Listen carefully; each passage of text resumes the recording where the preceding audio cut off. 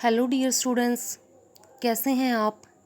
मैं फिर से हाजिर हूँ अनु शर्मा, आपकी हिंदी टीचर, सिंधु घाटी सभ्यता भाग 2 के साथ। तो जैसे कि बेटा आपने कल पढ़ा था कि किस प्रकार से आर्य लोग भारत में आए थे, ठीक है, और किस प्रकार से जो हमारी सिंधु घाटी सभ्यता थी वो नष्ट हो गई थी, ठीक है। तो ये कैसे नष्ट हुई थी ये हम सिर्फ अनुमान ही लगा रहे हैं कि शायद ये दुर्घटना में नष्ट हो गई थी, बाढ़ आ गई थी, या फिर अकाल पड़ गया था, ठीक है, मौसम में परिवर्तन हो गया था। तो इस प्रकार यहाँ तक बेटा हमने अपने पार्ट 1 में पढ़ लिया था, ठीक है। उसके बाद बेटा आर्य जो लोग थे वो यहाँ पर आए थे, ठीक है, और बहुत सी जातियाँ आर्यों के साथ साथ देखिए मैंने यहाँ तक आपको उस पार्ट 1 में पढ़ा भी दिया था भाग 1 में। तो यहाँ से मैं आपको बता देती हूँ कि भारत में बहुत सी जातियाँ आई थी बाद में, ठीक है। और फिर क्या हुआ कि सब ने अपना अपना प्रभाव डाला और यहीं पर घुल मिलकर रह गए। कहाँ पर? भारत में। बेटा भारत जो हमारा देश है वो एक ऐसा देश है जो कि विविधताओं से भरा हुआ है। विविधताएं कौन कौन सी हैं? धर्म की, रीति रिवाज की, खान पान की, त्योहारों की, ठीक है। जितनी वैरायटी, जितनी विविधताएं हमारे देश में हैं ऐसा विश्व में कोई दूसरा देश नहीं है। इसीलिए देखो हमारे देश पर बहुत सारे लोगों ने आक्रमण भी किए, ठीक है। और फिर क्या हुआ, आक्रमण करने के बाद वो यहाँ से गए नहीं, बल्कि भारत में ही रहकर उन्होंने अपना यहाँ पर राजपाट जमाना शुरू कर दिया, ठीक है। तो ये हमारे देश की एक विशेषता है। और आज भी भारत के ऊपर बहुत से कंट्री ऐसे हैं जो आंख गड़ाए हुए बैठे हैं कि कब भारत के ऊपर हमला करके हम यहाँ पर भारत को गुलाम बना ले, ठीक है। तो ये भारत की अपनी विविधता है, धर्म वाली, जाति वाली, ठीक है, रीति रिवाजों की, त्योहारों की, खान पान की, जो भारत को एक यूनिक कंट्री बनाती है, ठीक है, एक अलग सा देश, एक अद्भुत देश बनाती है। तो उसके बाद बेटा हम पढ़ते हैं प्राचीनतम अभिलेख, धर्म ग्रंथ और पुराणों के बारे में। सबसे पहले आपको समझना चाहिए प्राचीनतम अभिलेख किसको कहते हैं। बेटा प्राचीनतम होते हैं बहुत पुराने, ठीक है। तो पुराने समय में क्या होता था, जो राजा लोग होते थे वो पहले कागज़ तो होता नहीं था, क्योंकि कागज़ का आविष्कार कुछ ही साल पहले हुआ है। तो वो लोग क्या किया करते थे, जैसे स्तंभ होते हैं, खंभे होते हैं बड़े बड़े, और पत्थर की शिलाएं, चट्टानें होती थी, तो उन पर जो अपना कोई महत्वपूर्ण संदेश जब जनता तक पहुंचाना होता था तो वहाँ पर वो खुदवा दिया करते थे अपनी लिपि में, ठीक है। तो उनको ही हम अभिलेख कहते हैं, ठीक है। यानी पुराने जमाने में जो पत्थरों के ऊपर हमें लिखे हुए लेख मिलते हैं उनको हम कहते हैं प्राचीनतम अभिलेख, ठीक है। उसके बाद बारी आती है धर्म ग्रंथ क्या होते हैं। देखो बेटा हमारा जो भारत है उसमें बहुत सारे धर्मों के लोग रहते हैं। यहाँ पर हिंदू, मुस्लिम, सिख, ईसाई, बौद्ध, जैन, इन सब धर्मों से संबंधित लोग यहाँ पर रहते हैं, ठीक है। तो सभी धर्मों के अपने अपने ग्रंथ भी हैं, क्योंकि जो गुरु हुए हैं और जो उनके बाद उनके अनुयायी हुए हैं तो उन्होंने अपने अपने ग्रंथ यहाँ पर लिख दिए हैं, ठीक है। जैसे सिखों का धर्म ग्रंथ है गुरु ग्रंथ साहिब, और हिंदुओं के हैं रामायण, महाभारत, वेद, पुराण, ठीक है। तो इस प्रकार से, और फिर आते हैं पुराण। पुराण भी बेटा हमारे जो हिंदू लोग हैं सबसे पुराने, यहाँ पर सबसे पुरानी किताबें हैं, इसीलिए उनको पुराण कहते हैं। पुराण का एक मतलब होता है पुरानी, पुराना, ठीक है। तो इस प्रकार से इनके हमने शाब्दिक अर्थ जान लिए हैं। और इसके बाद हम पढ़ेंगे कि इसमें लेखक ने, जवाहरलाल नेहरू जी ने क्या लिखा है। तो वो बताते हैं कि जो हमारा सबसे पुराना, जो भारत को, अगर भारत की संस्कृति का इतिहास देखा जाए तो हमारे पास एक ही आधार है, हम वेदों से इसकी संस्कृति का पता लगा सकते हैं, ठीक है। ये बात बेटा काफ़ी हद तक सही भी है, क्योंकि जो वेद हैं वो सबसे पुराने, सबसे प्राचीनतम हमारे धर्म ग्रंथ हैं, जिनके बारे में सभी लोग मतलब कि जो उनके पुराने समय में जो लोग रहते थे उनका रहने सहने का तरीका था, ठीक है। और कैसे वैदिक रीति से वो हवन यज्ञ करते थे, कैसे वो ब्राह्मणों को दान किया करते थे, ठीक है। तो इन सब चीज़ों की जानकारी हमें वेदों से ही प्राप्त होती हैं। हमारे 4 वेद हैं, ऋग्वेद, अर्थवेद, सामवेद और यजुर्वेद, ठीक है। तो इन सब में बेटा ऋग्वेद को सबसे पुराना माना जाता है। और आपके पाठ में यहाँ पर आया हुआ है कि आजकल अधिकांश विद्वान ऋग्वेद की ऋचाओं का समय ईसा पूर्व 1500 मानते हैं। तो ईसा से पहले 1500, यानी आज के अब तक के जो कुल साल अगर मिला के चलें तो वो बनते हैं बेटा 3500, और ईसा पूर्व 1500, और अब 2000, तो मतलब कि कुल 3500 बनते हैं। यानी कि कि आज से 3500 साल पहले ऐसा माना जाता है कि ऋग्वेद की ऋचाएँ लिखी गई थी। ठीक है, और ऋचाओं का मतलब भी समझ लीजिए आप। जिन बच्चों को संस्कृत जो बच्चे पढ़ते हैं उनको पता है श्लोक होते हैं, ठीक है, संस्कृत में, तो उन्हीं को बेटा, जैसे कि आप सबको पता है संस्कृत हमारी सबसे पुरानी भाषा है, तो इसीलिए हमारे जितने भी वेद हैं वो संस्कृत भाषा में लिखे गए हैं, और जो ऋचाएँ हैं वो श्लोकों का ही पर्यायवाची है। ठीक है, तो उसके बाद क्या होता है बेटा कि जो मोहनजोदड़ो की खुदाई के बाद, ठीक है, सबसे पुराना इनको मानने की जो प्रवृत्ति है वो बढ़ गई है। ठीक है, लोग अब वेदों को ही सबसे पुराना मानते हैं, और एक्चुअल में बेटा हमारे पास अपने इतिहास को अगर हम खोजने लग जाएं तो वेदों से पुरानी कोई पुस्तक अभी तक मिली नहीं, इसीलिए हमने वेदों को देववाणी कहकर भी संबोधित किया है। ठीक है, और आर्य मानव के द्वारा बोला गया पहला शब्द भी हम इनको कह सकते हैं। ठीक है, भारत की जो समृद्ध भूमि है उस पर प्रवेश करने के समय आर्य सबसे पहले अपने विचारों को लेकर आए थे। ठीक है, जिसमें ईरान में अवेस्ता की रचना हुई। ईरान में एक पारसी धर्म है बेटा, पारसी, ठीक है, जो बहुत ही ज़्यादा प्रचलित है। वहाँ की जो महत्वपूर्ण पुस्तक है एक, जैसे हमारे यहाँ पर गीता है, वैसे ही वहाँ पर अवेस्ता उसकी रचना हुई थी। ठीक है, तो इस प्रकार से बेटा हमने देखा कि जैसे भारत में वेद सबसे ज़्यादा नज़दीक है हमारे, वैसे ही उस सभ्यता में अवेस्ता उनके सबसे ज़्यादा नज़दीक है। ठीक है, और इस प्रकार से बेटा हम नेक्स्ट आता है हमारा वेद। वेद जो मैं आपको पीछे भी बता चुकी हूँ कि वेद जो शब्द है उसकी उत्पत्ति हुई है विद धातु से। विद का अर्थ होता है जानना। ठीक है, अतः जो वेद है उसका सीधा साधा अर्थ क्या निकला कि अपने समय के ज्ञान का संग्रह करना। देखो, अपने समय का जो ज्ञान होता है उसमें क्या है, वेदों में क्या है कि उसमें न तो कहीं पर मूर्ति पूजा का वर्णन किया गया है और न ही कहीं पर देव मंदिर का वर्णन किया गया है। ठीक है, तो ये सब चीज़ें बेटा हमने कब बनाई है, मूर्ति पूजा और देव मंदिर, ये हमने बाद में, ठीक है, तो बाद में बनाए हैं। वैसे ये सारी चीज़ें क्या हैं, ये कहते हैं ना कि भगवान की तरफ जाने के ये अलग अलग रास्ते हैं, तो ये मूर्ति पूजा है, देव मंदिर है, ठीक है, कीर्तन भजन है, ओके, तो ये सभी तरीके होते हैं परमात्मा के पास जाने के। लेकिन वेदों में, उपनिषदों में सीधा सीधा तरीका बताया गया है कि जो हमारे अंदर परमात्मा कहीं मंदिरों में नहीं है, कहीं मस्जिदों में नहीं है, गुरुद्वारों में नहीं है, चर्च में नहीं है, ठीक है, कहीं पर भी नहीं है। अगर कहीं पर है तो वो सिर्फ हमारे अंदर है। तो इसीलिए जो वेद हैं बेटा वो मूर्ति पूजा का खंडन करते हैं। ठीक है, और देखो वेदों में, वैदिक युग में आर्यों में जीवन के प्रति इतनी उमंग थी कि उन्होंने आत्मा पर कम ध्यान दिया। बेटा अगर समृद्धि ज़्यादा आ जाए जीवन में तो हम ईश्वर में विश्वास नहीं करते। ठीक है, आपने देखा होगा ज़्यादातर गरीब लोग अंधविश्वास करते हैं ईश्वर के ऊपर। ठीक है, अमीर लोग क्या करते हैं, अमीर लोग फिर भी इतना विश्वास नहीं करते, लेकिन गरीब जो लोग होते हैं जिनके पास साधन कम होते हैं वो ज़्यादा विश्वास करते हैं, क्योंकि वो उनके लाइफ में दुख इतने होते हैं, उनके जीवन में दुख इतने होते हैं कि वो परमात्मा को समय समय पर याद करते हैं कि ये भगवान आपने हमारे साथ ही ऐसा क्यों किया। इसीलिए जो वैदिक लोग थे वो समृद्ध ज़्यादा थे और जीवन के प्रति बहुत ज़्यादा उनमें खुशी भरी हुई थी। इसीलिए उन्होंने आत्मा का जो स्पिरिचुअलिटी का जो टॉपिक है, आत्मा का जो टॉपिक है, उस पर बहुत कम ध्यान दिया। ठीक है, मौत के बाद क्या होता है, अब तो हम मानते हैं ना कि मौत के बाद हमें स्वर्ग मिलेगा या नरक मिलेगा, बुरे कर्म करेंगे तो, अच्छे कर्म करेंगे तो स्वर्ग मिलेगा। लेकिन वो जो मृत्यु के बाद है वो किसी भी प्रकार के उसके अस्तित्व में वो लोग विश्वास नहीं करते थे अस्पष्ट ढंग से। अस्पष्ट का मतलब उनको पक्का यकीन नहीं था। जैसे आजकल हम कह देते हैं कि ये इंसान बुरा कर्म करता है, इसको पक्का नरक मिलेगा। ठीक है, उस इंसान ने बहुत अच्छे कर्म किए हैं तो डेफिनेटली उसको स्वर्ग ही मिलेगा, तो हम कह सकते हैं। लेकिन यहाँ पर बताया गया कि उस समय के लोग इन चीज़ों पर यकीन नहीं किया करते थे।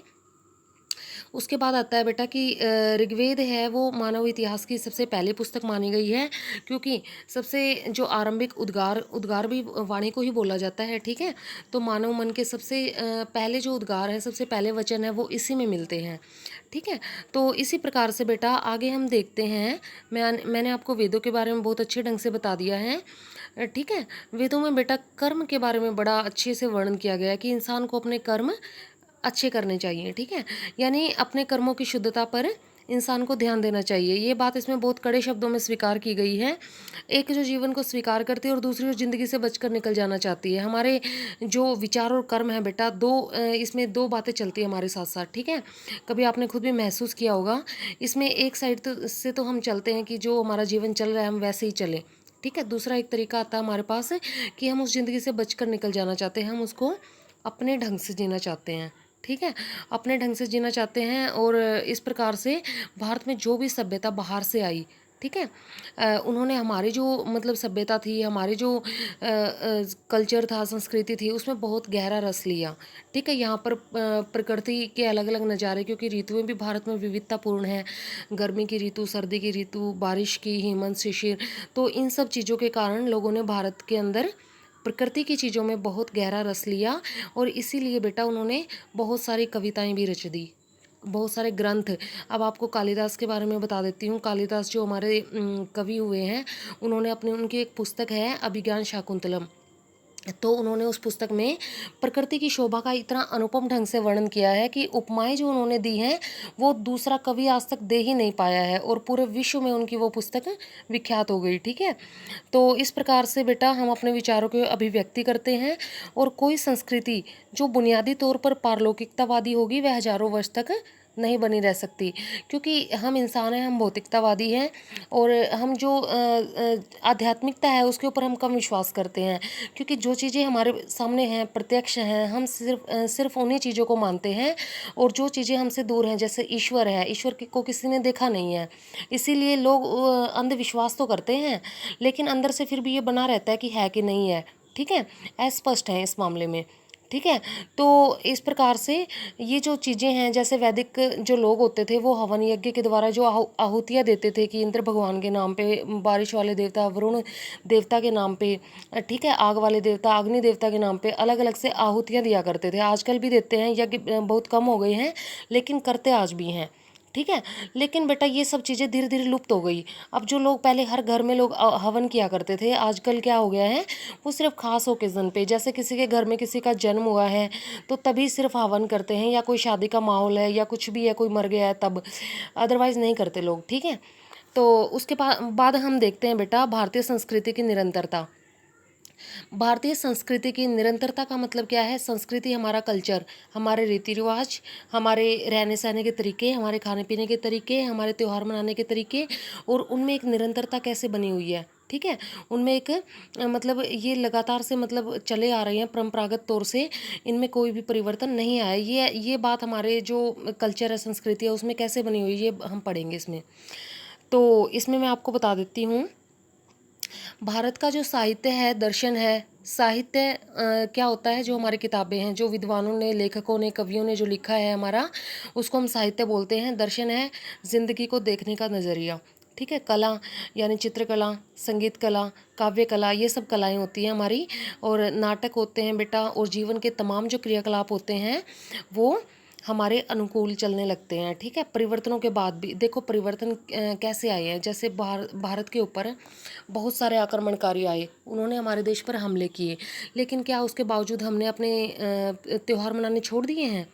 क्या उन्होंने, जैसे औरंगजेब थे, उन्होंने हमें नवरोज का जो त्यौहार है हमारा, नवरात्रों का, उसको मनाने से मना कर दिया था, तो क्या हमने वो बंद कर दिया है? हम बेटा अपनी संस्कृति से हम कभी दूर नहीं हो सकते। ठीक है। इसीलिए जो हमारा साहित्य, हमारा दर्शन, हमारे कला, हमारे त्यौहार, वो हमारे साथ साथ आज भी बने हुए हैं, हम उनसे दूर नहीं जा सकते। हमारे त्यौहार हैं, रक्षाबंधन है, भैया दूज है, ठीक है, हम दिवाली मनाते हैं, होली मनाते हैं, हम इन त्योहारों से दिल से जुड़े हुए हैं, इसीलिए हमारे पूर्वज मनाते थे, फिर उनके पूर्वज मनाते थे। तो ये परंपरा जो चली आ रही है, हम इस परंपरा से भाग नहीं सकते हैं। ठीक है। जैसे ये जो व्यवस्था है बेटा बड़े लंबे समय से बनी रही है, और इस ढांचे के अंदर हमें रह करके हमें बिल्कुल भी नहीं लगता कि हम किसी चीज़ के अंदर बंधे हुए हैं। ठीक है। जैसे कि पाश्चात्य संस्कृति में आपने देखा होगा, वो लोग बड़े खुले विचारों के होते हैं। ठीक है। वो पहनने ओढ़ने के मामले में, खाने पीने के मामले में, एक दूसरे के साथ रहने के मामले में हमारे से बिल्कुल अलग हैं। ठीक है। हमारे ऊपर अपने परिवार का, अपने माता पिता का हर तरह का एक प्रेशर होता है। ठीक है, कि हमने अपने जीवन को इस तरीके से बिताना है, लेकिन उनके ऊपर कोई प्रेशर नहीं होता, वो खुलेआम जो मर्जी चाहें कर सकते हैं।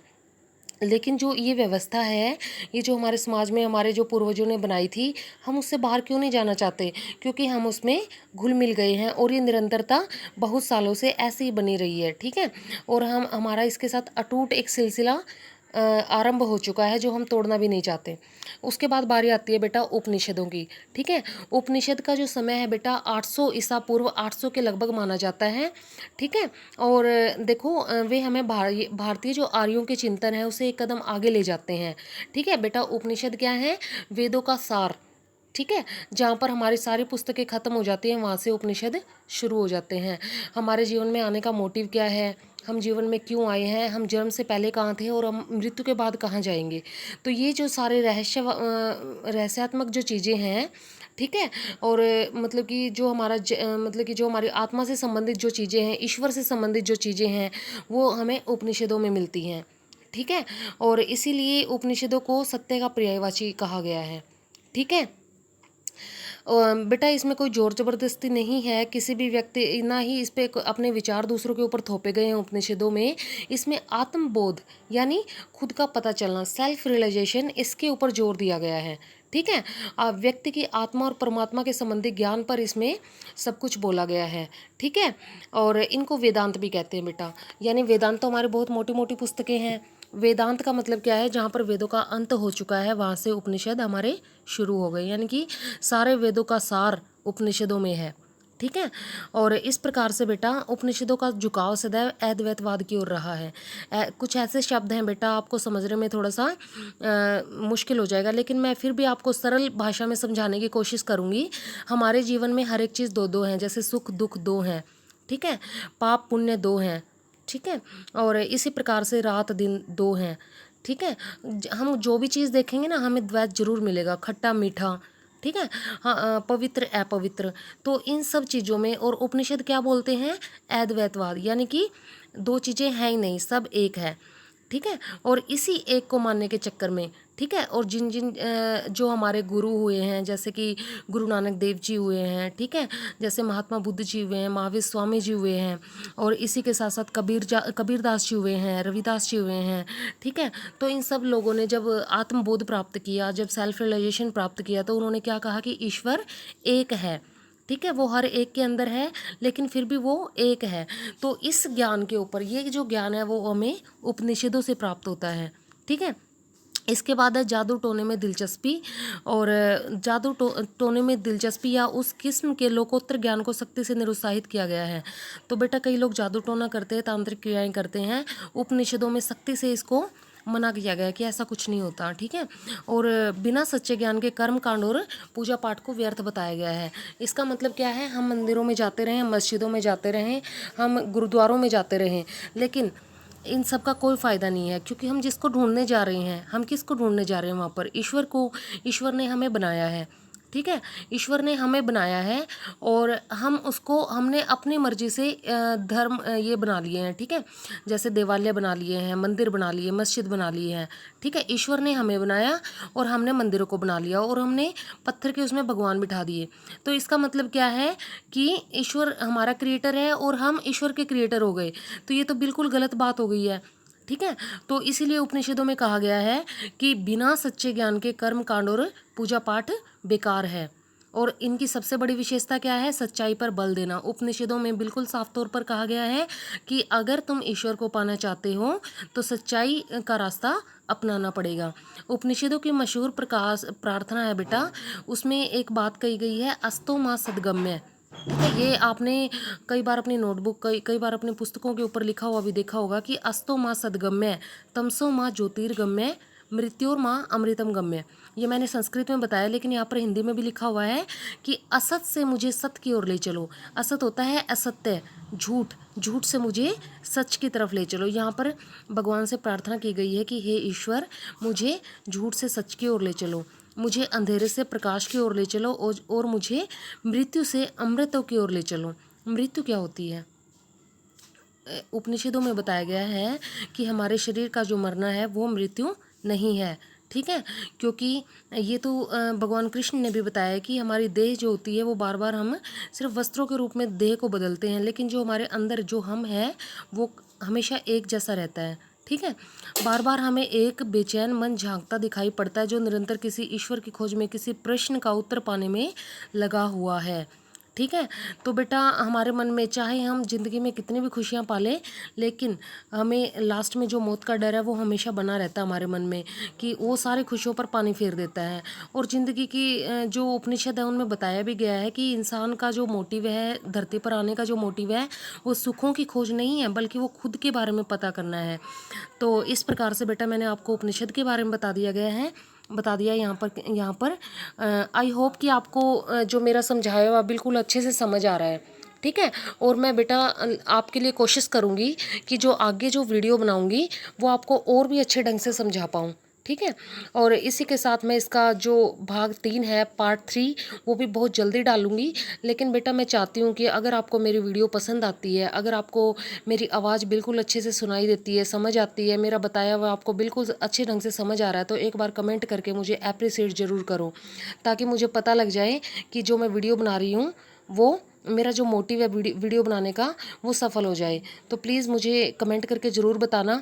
और जिन बच्चों ने मेरे चैनल को सब्सक्राइब नहीं किया है तो प्लीज़ सब्सक्राइब कर लीजिए और इस वीडियो को शेयर भी ज़रूर कीजिए अपने फ्रेंड्स के साथ। थैंक यू बेटा।